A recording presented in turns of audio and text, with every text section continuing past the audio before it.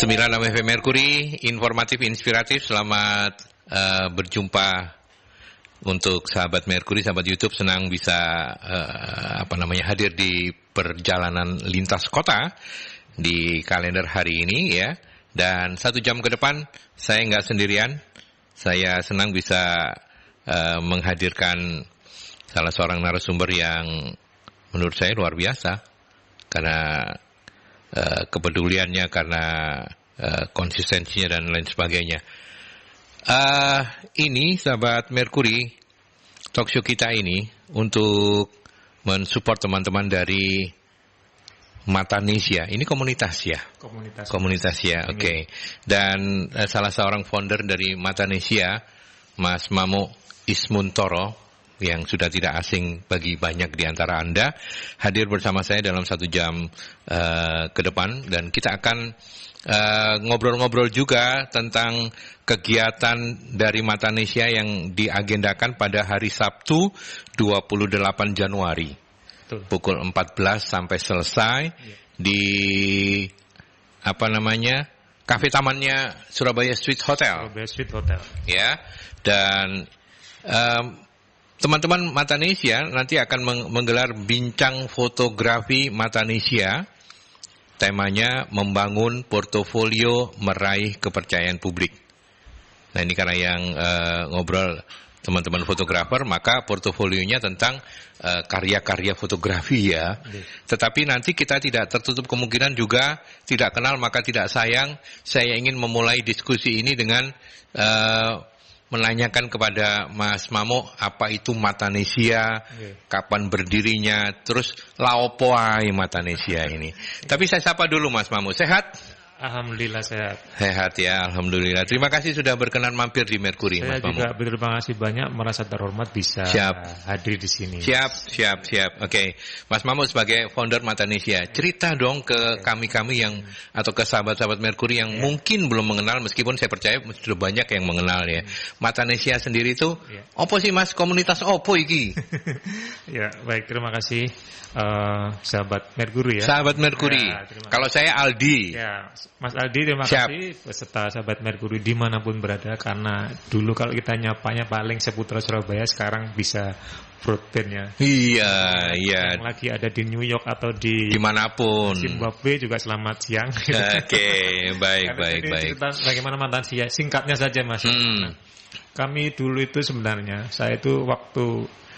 kami melakukan yang namanya senangnya itu berdiskusi Mas.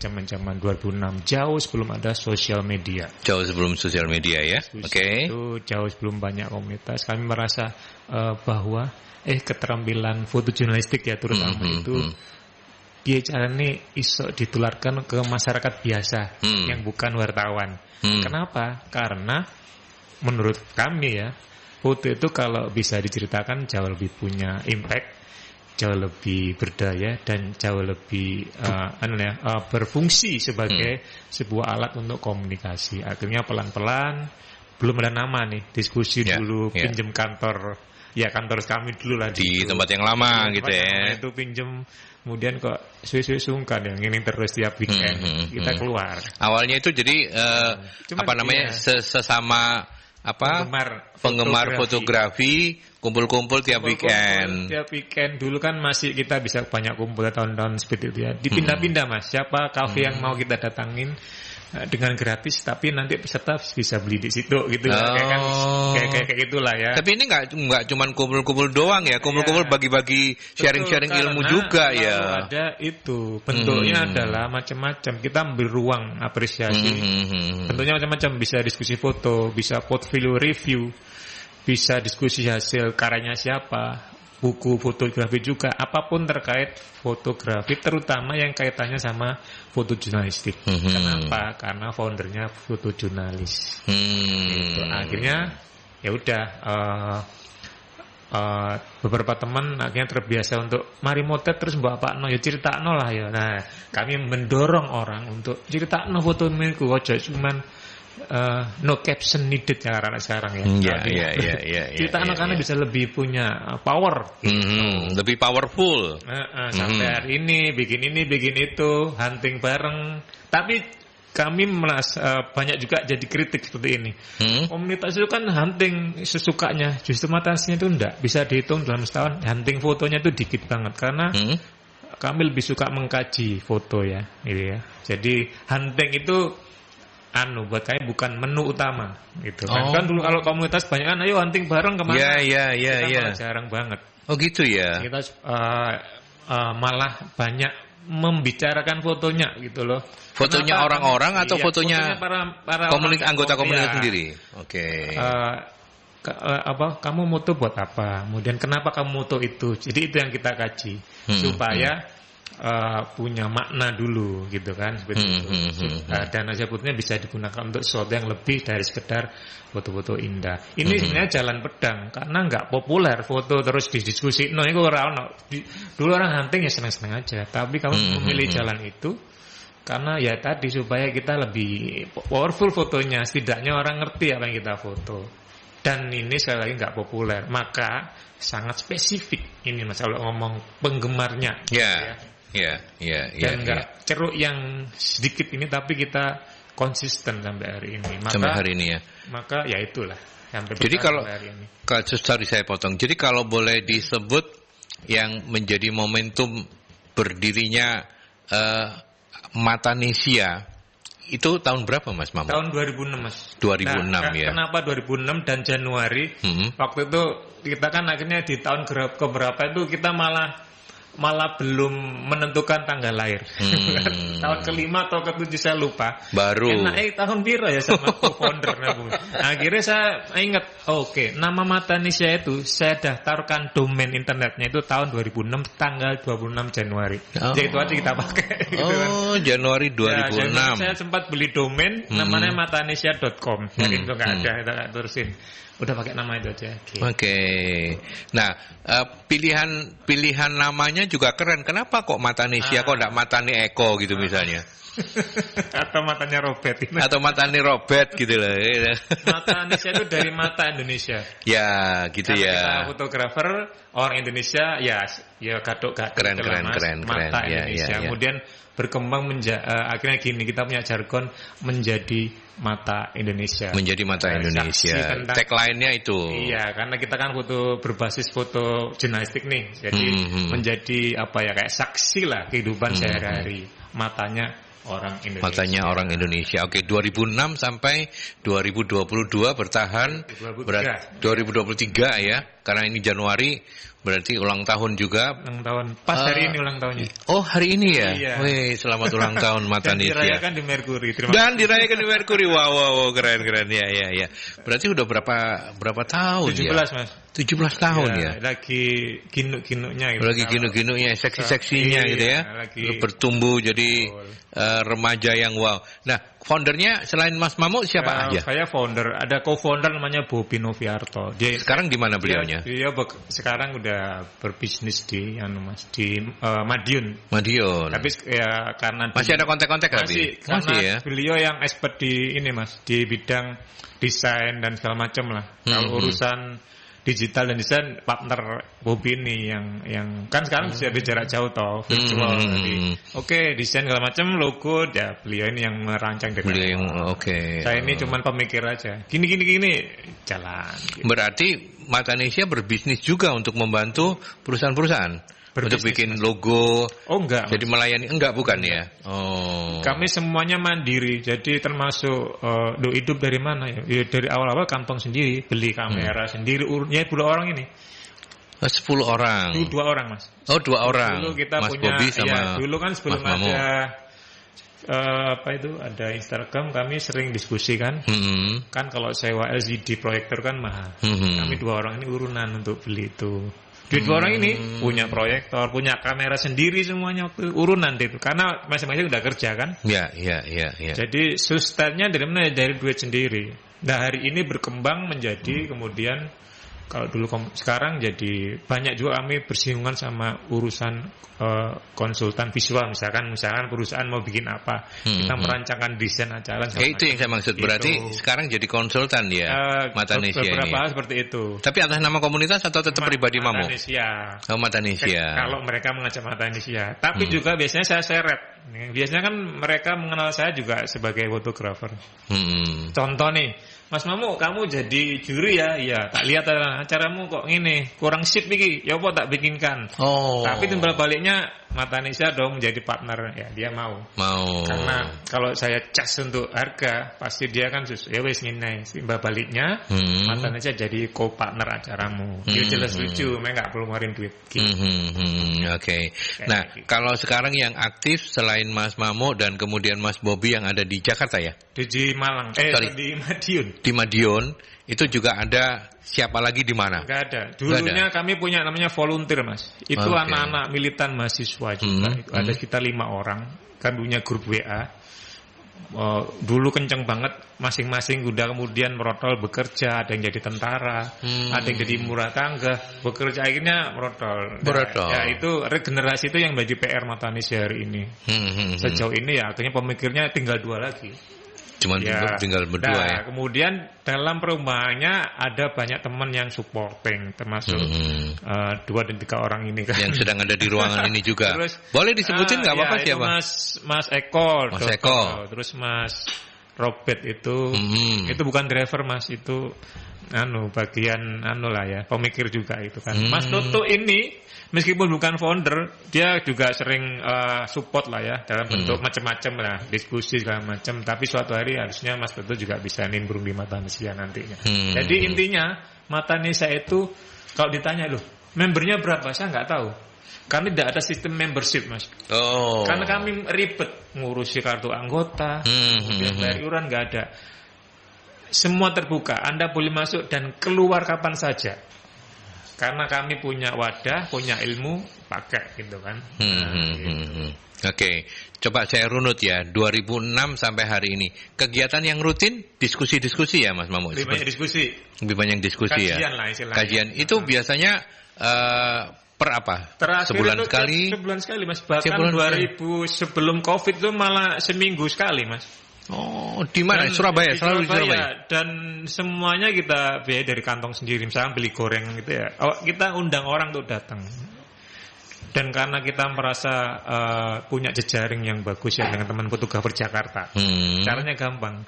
Misalnya ada fotografer besar gitu ya di Surabaya, tak lihat timeline-nya, tak telepon, Mas, mampir dong di Matanesia diskusi 1 jam, mau gak sok bayar kowe, gitu kan? Tak jemput, tak tenemne ning hotel.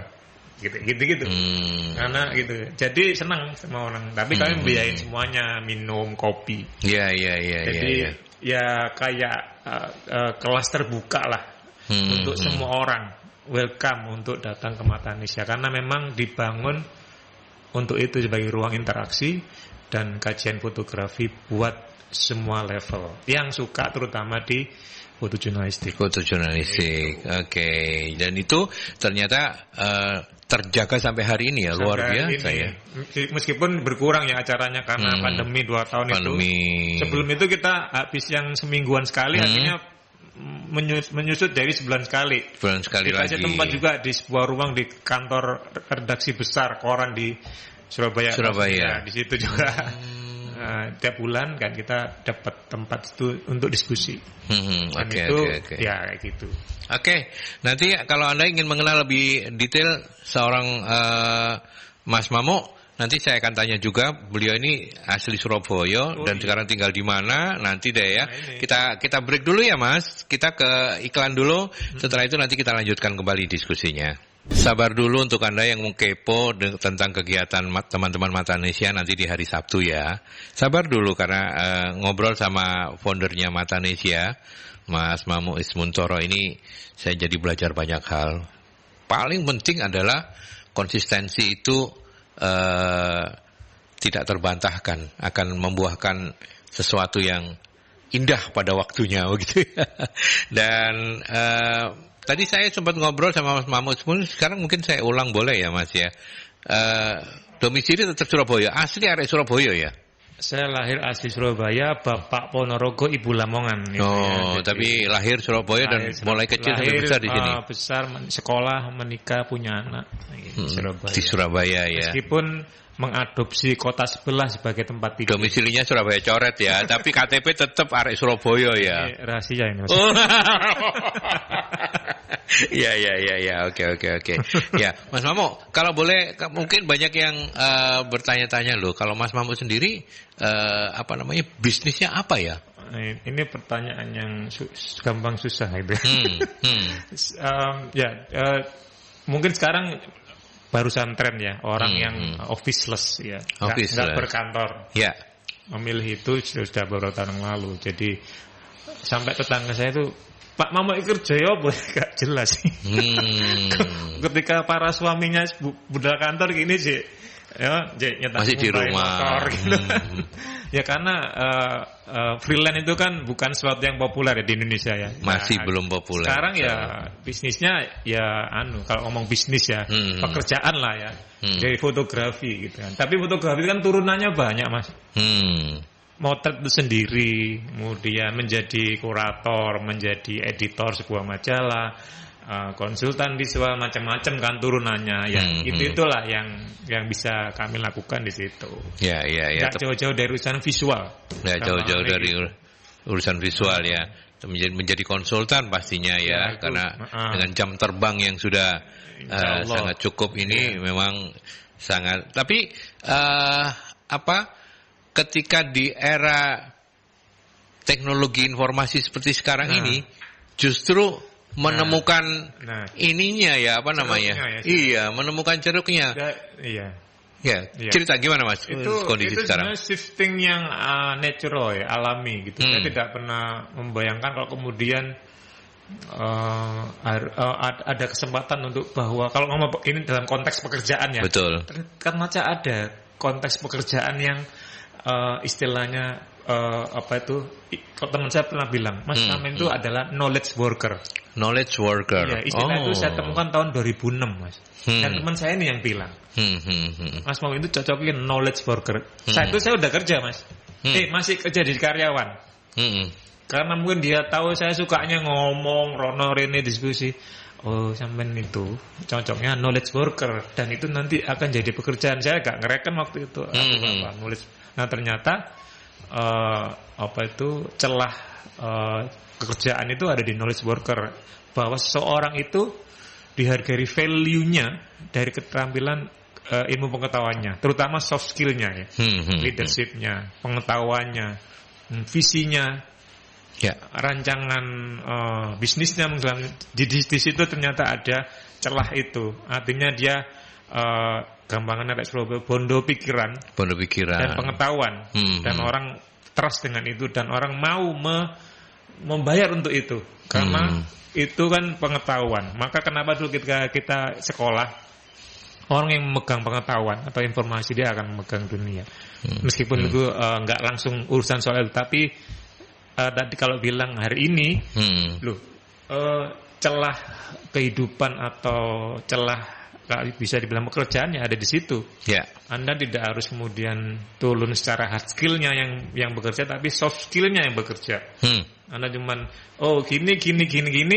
gini kamu harus melakukan ini, dan banyak orang membutuhkan itu. Ternyata di banyak hal, Mas. Di fotografi hanya salah satu kecilnya, yang lainnya banyak pasti itu. Konsultan bisnis, konsultan perkawinan, bahkan itu yang lagi motret itu biasanya konsultan cinta. Itu juga. Dan itu laku. Orang mau membayar itu karena merasa itu value gitu kan. Nah, itu yang orang nggak sadar bahwa tiap orang sebenarnya punya potensi itu, dan bisa istilahnya sekarang dimonetisasi, dimonetisasi. Nah, cuman bagaimana kita ini sesuai sama acara kita Sabtu, bagaimana orang tahu bahwa reputasimu adalah pembicara, reputasimu adalah konsultan. Dari mana ya? Dari konsistensi tadi, Mas.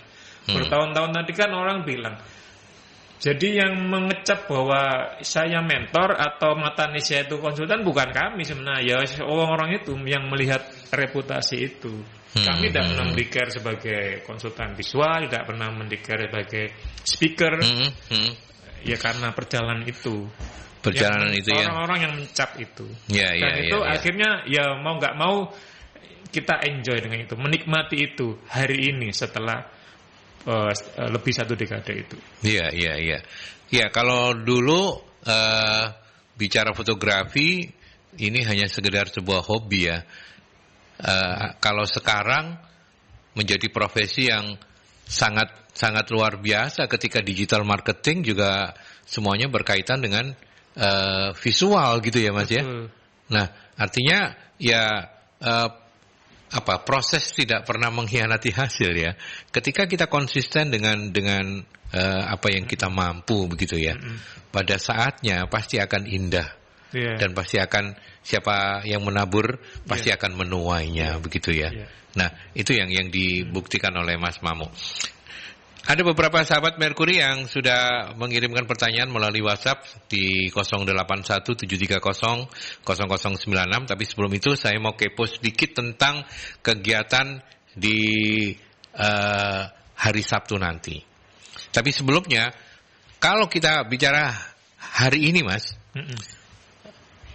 bagaimana ini anak-anak muda, apakah mereka mulai lebih tertarik atau memiliki ketertarikan lebih besar ke dunia fotografi ini ketika sekarang kan marketing itu berubah sama sekali, bahkan tidak dibayangkan begitu ya. Media-media mainstream saja semuanya sudah mulai kalang kabut begitu digantikan dengan yang model online. Nah, kalau di fotografi sendiri minat itu dari anak-anak Gen Z atau milenial cukup besar, Mas.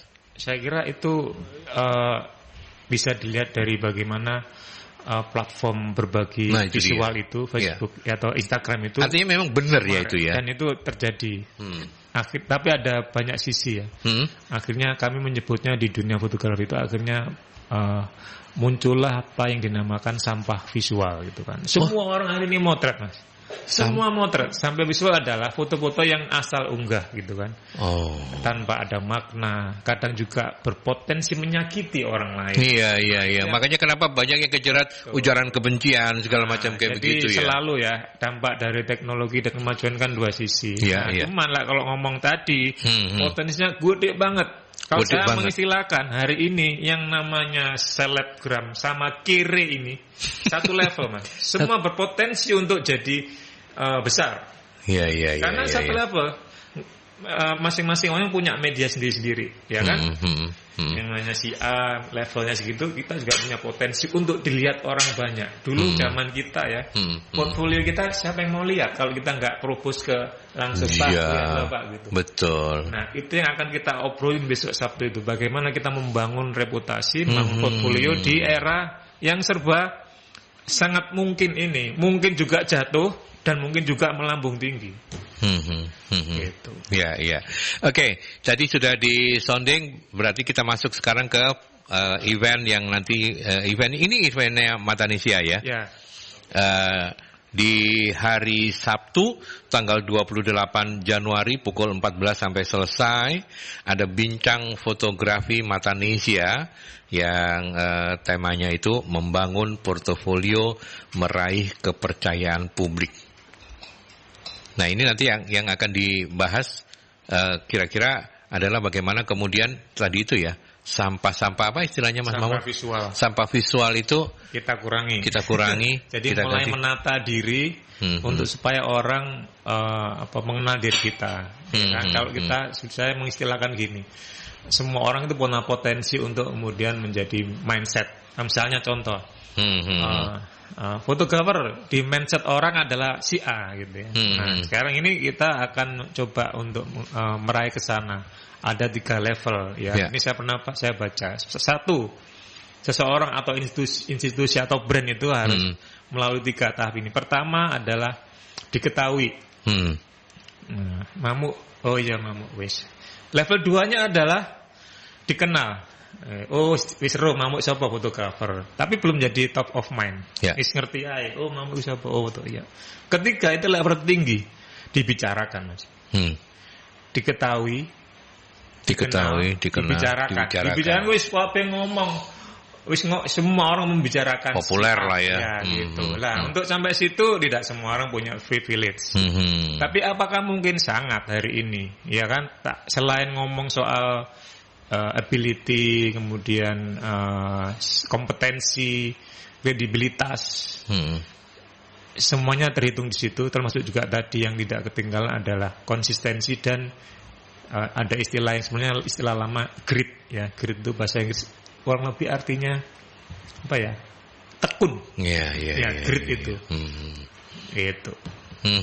Oke. Dan Anda yang ingin ini terbatas ya Mas karena tempatnya sih Mas. Tempatnya ya. Kita itu didukung oleh Surabaya Street Hotel. Karena tempat terbatas. Kafe Taman ya. Ya Kafe Taman itu tempat terbatas. Itu kalau kita buka bisa mungkin 100 orang, tapi kan nggak mungkin gitu. Dan ini sifatnya free buat semua orang untuk register tapi terdata. Ya. Anda boleh datang tapi terdaftarkan. Tapi sudah mulai kemarin siang udah 50 lebih. 50 lebih ya. Itu untuk sebuah kelas diskusi besar banget. Besar banget. Oke. Kami juga dibatasin nggak ini sampai berapa ini kira-kira? Sudah 50 itu Mas. Udah. Berarti ya, itu kita nggak ngundang orang lagi nih sekarang nih. Nggak ngundang kecuali orang spesial gitu ya. Mas Aldi gitu atau teman-teman dekat kita pasti ada bangku. Tapi kalau umum kita batasi karena memang tempat, kedua ya tempat lah. Dan ketiga adalah tempat. Oh ya, jadi tempat terbatas gitu ya. Ya kalau bikin gede, mungkin kita akan panggil lagi lah yang lebih ini ya. Tapi namanya diskusi juga kalau kegedean juga enggak gayeng ya. Sifatnya lebih ke sesi sharing lah Mas ya. Sesi sharing. Kita sih bukan menunjukkan achievement ya besok itu, enggak. Kita ini biasa aja sama Anda semua para pendaftar. Maksudnya kita ini selevel, tapi kita coba berpikir lagi gimana cara kita bisa menembus ceruk itu ya di tengah kerumunan sosial media yang hari ini feed itu kan ratusan ribu ya. Posisi kita di mana nih gitu kan. Kalau kita upload si nonton hiji loro piye carane menembus itu kan ada cara yang mungkin ini bisa dicoba oleh semua orang gitu lah dalam rangka membangun portfolio. Ini karena konteksnya ini Mas, sosial media bukan yang lain ya, supaya pembicaraannya besok Sabtu itu nggak melebar kemana-mana. Nggak melebar kemana-mana. Gitu. Jadi portofolio ini untuk apa namanya? Kalau di platform digital gitu kira-kira. Di platform digital. Di platform yang luring mungkin ada diskusi lain. Ada beda lagi gitu ya. Artinya profesi-profesi. Tapi kalau misalnya dia seorang jurnalis fotografer, sama ya? Sama juga sebenarnya.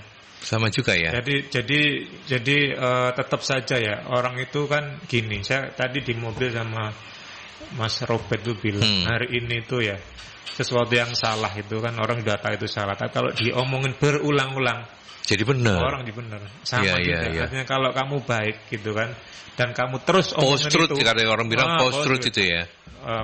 Pasca kebenaran itu akan percaya itu. Kemarin malam saya di DM oleh seorang kawan ini. Dia galau gitu kan.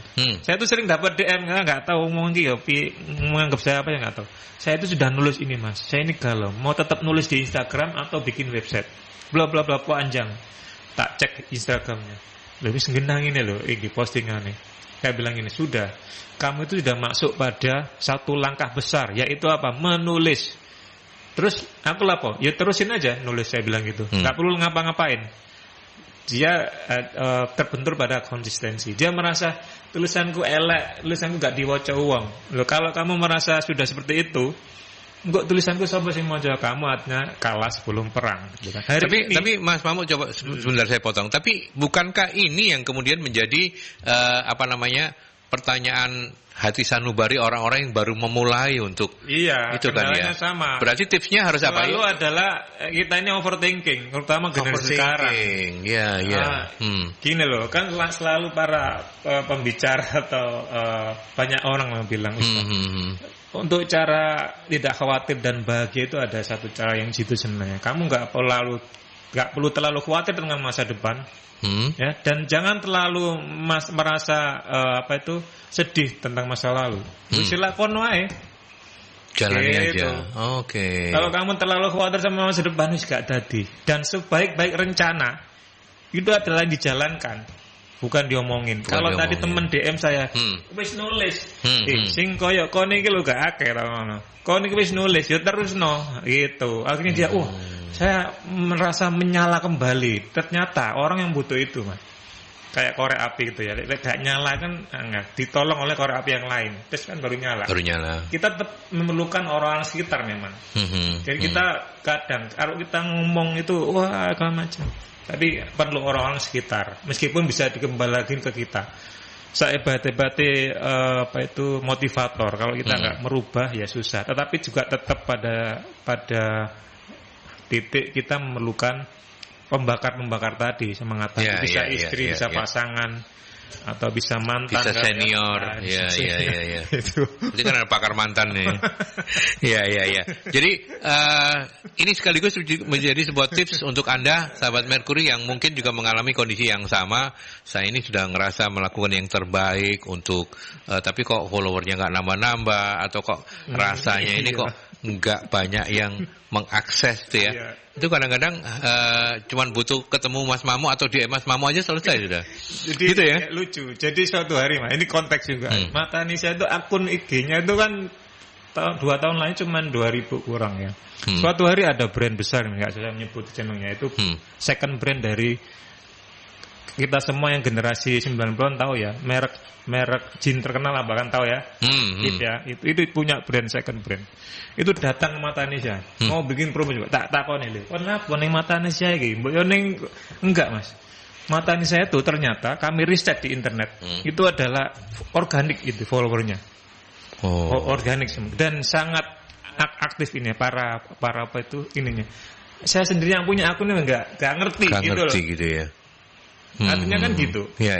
Jadi kita merasa tadi, aku gak lapo-lapo. Jangan salah, yang kamu lakukan sudah benar. Cuman kamu kurang sabar. Belokan kurang sebentar lagi, kamu nggak sabar terus balik. Iya, seringkali kayak begitu. Seringkali kan gitu. Ya, bukan memang. Kalau orang bilang kesabaran itu ada batasnya. Lihat menurut saya gak ada batasnya kesabaran itu. Ya wis sampai kon jeduk. Batasnya adalah kalau kita sudah dipanggil ya sudah itu selesai berarti semuanya. Hayat masih dikandung badan. Ya. Hajar bleh pokoknya. Yes, hajar bleh. Bapak ini. Iya. Gaspol remblong lah pokoknya ya. Iya. Wanita pokoknya. Siap. Oke. Apa sing dibedeni gitu kan? Gitu. Ya. Oke. Baik, kita break lagi sahabat Merkuri. Terima kasih Anda yang sudah mengirimkan sharing-sharing Anda. Nanti setelah ini saya sampaikan ke narasumber, tapi kita break ke iklan dulu ya. Saya menyapa Anda yang sudah mendaftar untuk hadir di Bincang Fotografi Matanesia. Terima kasih ya. Sampai jumpa, sampai ketemu nanti dengan narasumber Mas Mamu Ismuntoro di tanggal 28 Januari 2023 bertempat di Cafe Tamannya Surabaya Suite Hotel. Nanti ya Anda akan diajak ngobrol bagaimana kemudian membangun portfolio meraih kepercayaan publik, dan ini kaitannya dengan media sosial ya Mas Mamu ya. Khusus untuk media-media sosial begitu ya. Dan terima kasih juga untuk Anda yang mungkin menanyakan bukan hanya soal event tapi juga soal Matanesia. Oke. Bentar. Oke. Ada Mas Bima. Kalau mau kepoin Matanesia di mana? Alamat sosmednya apa Mas? Ya, gampang aja @Matanesia. @Matanesia ya, ada IG. IG-nya Matanesia. Kami lebih banyak di situ. Ada fanpage juga di Facebook Matanesia. Matanesia juga ya. Oke. Itu Mas Bima? Bukan Mantanesia ya. Bukan Mantanesia, tapi mantan penting juga katanya ya. Buat Om Eko itu penting. Oh, buat Om Eko ya. Ya kita simpen lah ya, bukan buat. Kalau buat Om Mamu apa yang penting? Itu bisa kita bicarakan nanti Mas. Sambil ngopi-ngopi nanti ya. Oke Mas Bima, terima kasih ya sudah berkenan mampir di perbincangan kali ini. Kemudian Mbak Devi, gratiskah belajar fotografi di Matanesia? Bagaimana bisa ikutan belajar fotografi? Nah ini itu pertanyaan ini sudah ke 1.250 orang. Iya, ini 1.251 berarti. Jadi gini, karena mungkin orang situ tadi ya, orang sering melihatnya Matanesia bikin kegiatan fotografi itu mulai ibu-ibu sampai siapapun lah, itu selalu pertanyaan adalah saya mau kursus fotografi. Sementara kami ini bukan lembaga kursus fotografi sebenarnya. Kalaupun ada workshop itu sifatnya situasional, tidak rutin, Mas. Dulu pernah kami buka itu juga nggak rutin, naik turun lah penggemarnya atau audiensnya. Jadi kebanyakan lebih ke personal gitu. Tapi kalau kita ngurus yang personal yang dikitin juga susah juga ya. Jadi tidak ada kelas khusus kecuali kami buka gitu ya. Kami tidak bisa menjanjikan apa-apa memang ke para follower itu. Tahunya memang Mata Indonesia tempat belajar foto. Dan kami memang tidak merancang kelas-kelas seperti itu kecuali event khusus, misalkan workshop storytelling misalkan, nah itu orang bisa datang, atau workshop apa. Tetapi next kita akan lagi kerjasama sama, lagi membangun nih Mas, baru nanti insya Allah kalau jadi besok itu kami akan punya ke depan akan punya collab sama Dinas Perpustakaan dan Kearsipan Kota Surabaya. Kota Surabaya ya. Kami sedang merancang namanya Digital Native Storyteller, nah, mendidik para fotografer muda SMP Mas. Oh, SMP. Untuk diajarin foto dan nulis narasi. Mereka ini akan jadi pasukannya Kearsipan untuk memotret Surabaya plus narasinya dari SMP. Kenapa SMP? Karena yang ditangani Pemkot Surabaya sampai kan di SMP ya, SMA udah Pemprov ya. Gitu. Nah, ini akan berkelanjutan nanti dan berjangka panjang. Nah, kita akan punya bibit-bibit storyteller terutama di fotografi. Nah, kalau program ini jalan, ya Surabaya akan punya potensi lebih banyak orang yang bisa motret dan bisa menulis, menarasikannya begitu ya. Meskipun skupnya masih pelajar ya, tapi mereka kan next generation untuk mengurangi atau menambah kans bahwa kalau sehari ini orang bilang, oh isinya internet jelek banget atau isinya Instagram cuma gitu doang lah. Ya kamu nggak bikin sesuatu gitu kan. Kan selalu kita protes ke anak-anak gitu kan, atau ke para konten kreator, bikin yang dong konten yang bagus ya, karena kamu nggak bikin. Maka kami menjawab itu. Oh, ini semua ada calon-calon. Ini tapi ya bukan pekerjaan cepat ya, karena panjang. Kapan ini akan dimulai Mas? Kalau jadi mungkin Februari sudah mulai workshopnya. Gitu. Seluruh SMP di Surabaya akan kami didik fotografi dan bercerita. Gitu. Dalam konteks sederhana. Nanti tiap kecamatan akan diwakili oleh sekolah-sekolah. Ini punya pasukan nanti fotografer muda itu. Iya. Kedepannya 5 tahun lagi kita akan punya pasukan itu. Nanti berkesinambungan. Nanti yang kelas 3 naik SMA ya sudah, mereka nggak masuk. Tapi mereka akan kita tampung di sebuah kanal yang mereka akan bisa berkontribusi nanti. Entah itu tapi website, bukan Mata Indonesia ya, bukan ya? Ini yang merancang Mata Indonesia. Ini programnya. Tapi kanalnya nanti dibuat kanalnya dibuat bersama Mata Indonesia dengan Dinas Kearsipan. Tapi detailnya saya nggak tahu seperti apa. Tapi rancangannya kayak gitu. Jadi Mata Indonesia sedang mendesain itu tadi, digital native storyteller, para pencerita lokal itu harus kuat untuk menjawab bahwa isinya internet gitu doang. Ya karena kita tidak mendidik orang-orang yang bisa menarasikannya secara positif dan bermakna. Panjang dan enggak.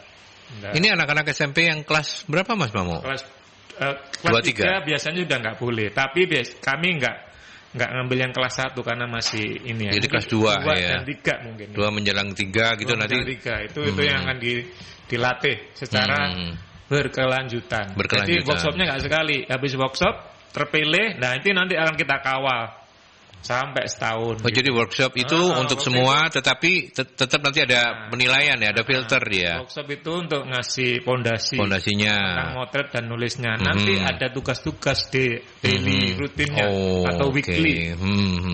Yang kita kurasi. Kuratornya siapa? Tim Mata Indonesia nanti gitu. Oke. Sayangnya sih ya untuk Mbak Devi ini bukan untuk jenengan, karena ini hanya untuk anak-anak SMP ya. Iya. Kalau yang untuk di luar itu nggak bisa dijanjiin sama Mas Mamu. Mudah-mudahan setelah talk show ini kemudian Mas Mamu dan teman-teman berpikir kayaknya perlu deh kita bikin workshop untuk fotografi misalnya gitu ya. Ditunggu saja. Semua kegiatan-kegiatan ini aktif diinformasikan di IG ya Mas? Paling sering memang di IG dan fanpage-nya Mata Indonesia di Facebook. @Matanesia gitu ya. Ya, sama @Matanesia ya. Ya. Oke, itu Mbak Devi, pantengin terus ya dan kepoin terus ya. Kemudian ada Pak Johan. Apa plus minus memfoto menggunakan kamera DSLR dan HP? Mungkin maksudnya apa bedanya gitu ya. Untuk pemula lebih mudah menggunakan kamera apa, Mas? Gitu ya. Oh iya. Paling mudah ya kamera HP kali. Paling mudah kamera HP. Tapi bedanya gini, ya ini pertanyaan yang sebenarnya umum tapi memang harus dikasih informasi, diluruskan ya. DSLR itu ya digital ya terutama ya. Ya sangat beda dengan HP. Sebagus-bagusnya HP tetap kalah ya. Iya, tajam ya, ketajamannya kalah. Banyak hal ya Mas ya, banyak hal. Artinya kontekstual. Dipakai moto apa dulu nih, gitu kan. Moto sport itu kan kalau pakai HP juga akan kesingsel-singsel, susah juga. Jadi peruntukannya harus ditanyakan. Jadi tidak bisa diadu. Kayak misalkan mobil 1000 cc dilawan dengan mobil yang misalkan 6000 cc ya. Kalau anak-anak sekarang kan banyakannya untuk konten nih. Kalau untuk konten, ini yang kita ajarkan ke anak SMP tadi. Kita akan ngajarin mereka pakai smartphone-nya nanti. Pakai smartphone-nya. Kalau cuman untuk konten media sosial dan website, HP-nya anak-anak itu kan sudah mumpuni ya. Sudah mumpuni. Nah, yang kita ajarkan adalah bagaimana memaksimalkan smartphone itu sehingga dia jauh lebih bagus fotonya. Berarti yang harus dikenakan nanti adalah tetap basic fotografi, arah cahaya, komposisi gitu-gitu Mas. Bahwa tetap ada teknik motretnya meskipun pakai HP. Nah, kalau saya ingin melanjutkan Pak Johan misalnya, Mas kalau pakai HP spesifikasi seperti apa? Kalau harus menyebut merek ya. Nanti kita DM kalau merek. Nanti kita DM. Banyak pabrik. Apa yang harus diperhatikan gitu? Ini berlaku untuk semua HP sebenarnya. Semua HP yang dibilang hebat itu akan tidak berdaya kalau memang kita motretnya nggak benar, ya kan? Cahaya yang nggak diperhatikan, komposisi yang nggak tahu gitu. Jadi, tetapi semua HP kebanyakan akan sangat hebat kalau di kondisi berlimpah cahaya. Itu udah nggak sebenarnya. Mau HP yang 1 jutaan, lawan yang 14 jutaan, sama kondisinya. Nah, itu sama. Kalau orang nggak tahu, pikirnya tuku HP larang terus fotonya api, ya udah, nggak otomatis kayak gitu. Mas baliknya, kalau fotografer seperti Mas Toto, Om Robert, Mas Eko dipegangi HP biasa aja, tapi karena mereka basic fotonya punya, itu tetap api fotonya. Berarti ilmu fotografinya tetap harus dipunyai. Meskipun secara basic yang harus dikuasai kalau ingin jadi fotografer apa Mas? Pencahayaan sama komposisi, udah 2 itu cukup kan? Kalau paham arah cahaya, kekuatannya, sumber-sumber cahaya paham, dipastikan jauh lebih bagus daripada nggak tahu sama sekali.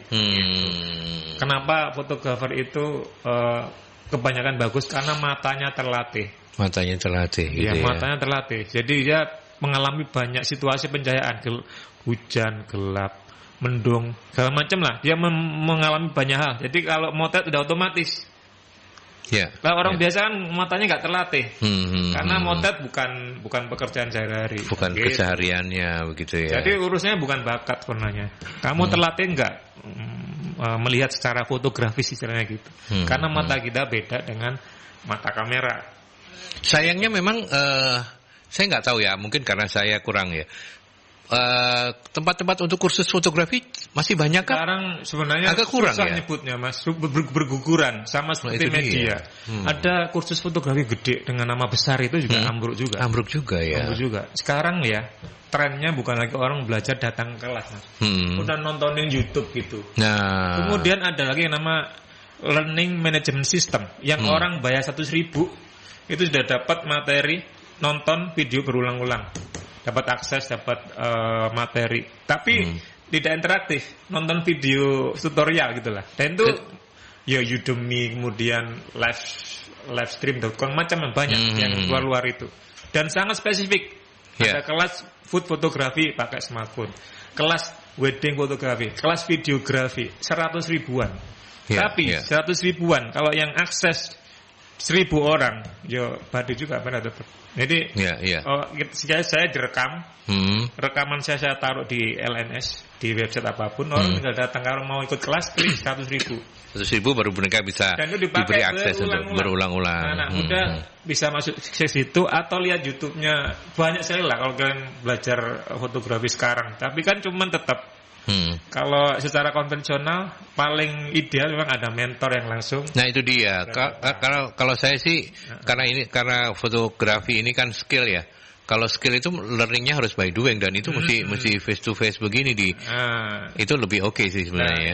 Nah Matanisya nggak tertarik untuk kemudian membuat divisi kursus fotografi gitu. Belum tahu Mas. Nanti kalau ada investor kali aja. Oh gitu ya. Itu Mas Eko duitnya banyak. Iya. Nanti kita kontak Mas Eko ya. Iya oke.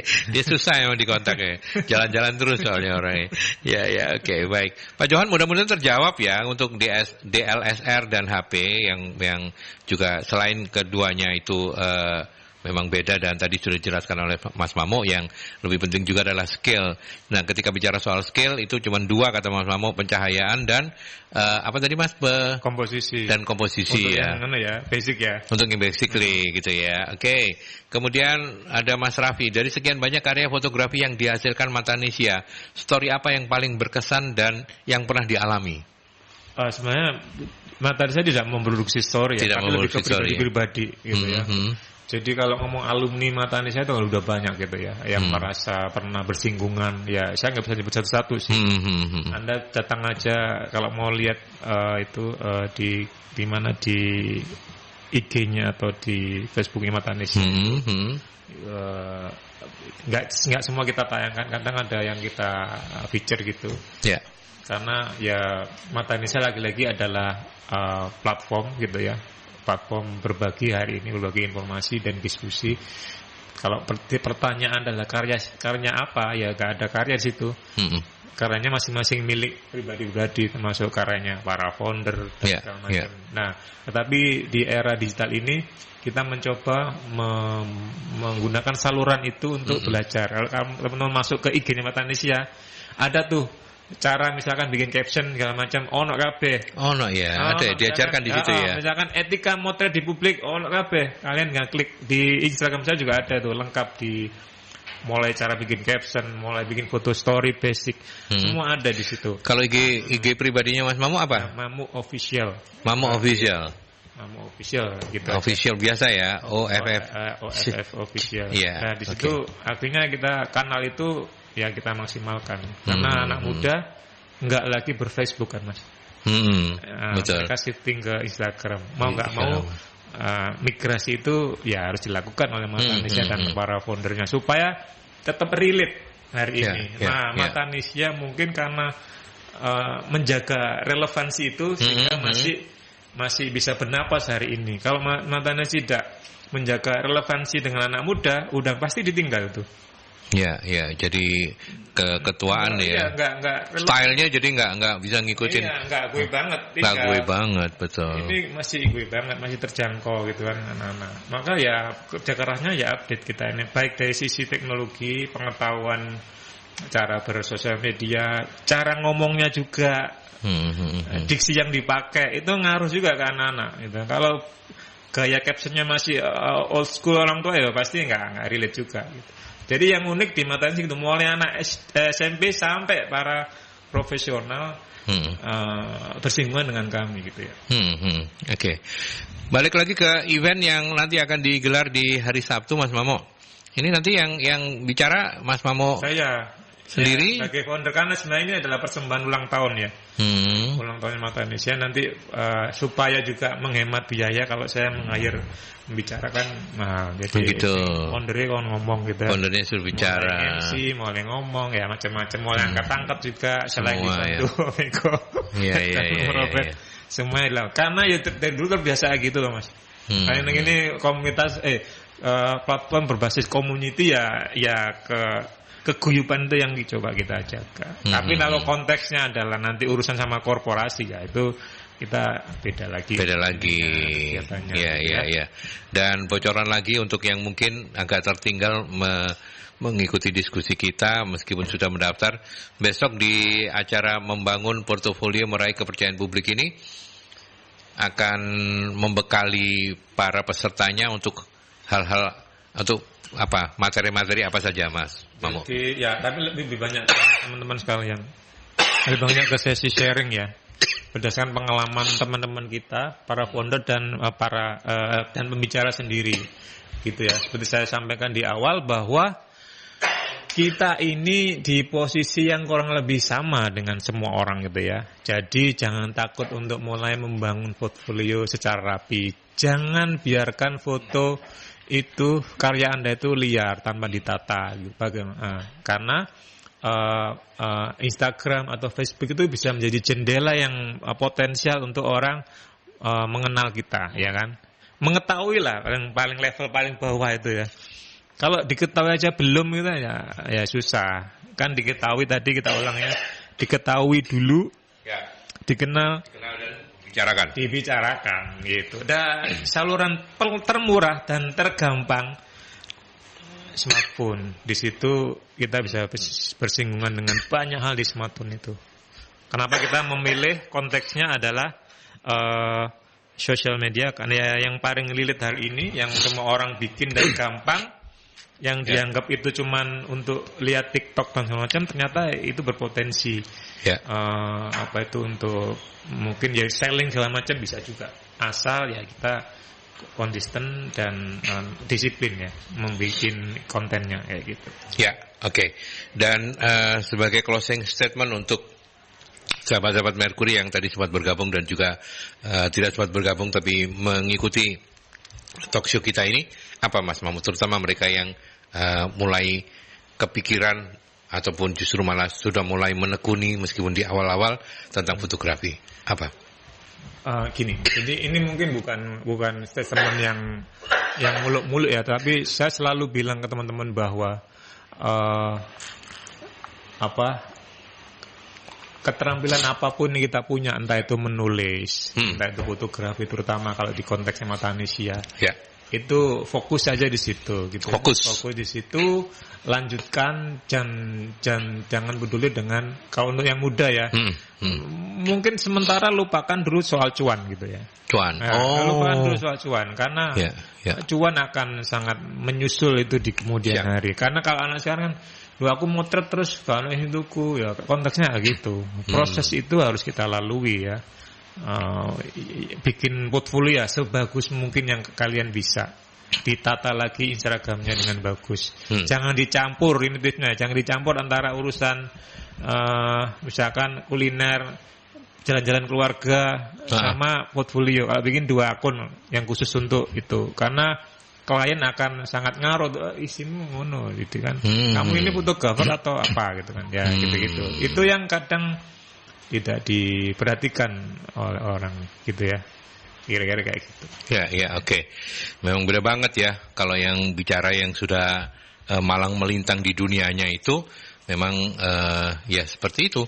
Dan berterima kasihlah Anda yang sudah mendaftar dan bisa berkesempatan untuk ngobrol langsung nanti di hari Sabtu ya Mas Mamo ya? Sabtu 28 Januari pukul 14 ya, 2 siang di Cafe Tamannya Surabaya Suite Hotel. Mas Mamo, nanti kita ketemu di sana ya hari Sabtu ya. Siap, insyaallah Mas. Saya juga ingin berguru dari pakarnya. Ya, sehat-sehat terus Mas Mamo. Terima kasih Mas Aldi. Sukses untuk Matanesia. Sampaikan salam saya untuk teman-teman. Terima kasih untuk Mercury. Baik. Terima kasih banyak. Dan sahabat Mercury, terima kasih banyak ya sudah mau mendengarkan obrolan saya dengan Mas Mamo Ismuntoro dari Matanesia. Dan jangan lupa untuk Anda yang sudah mendaftar, kita ketemu di hari Sabtu 28 Januari pukul 2 siang di Cafe Taman Surabaya Suite Hotel. Sampai jumpa.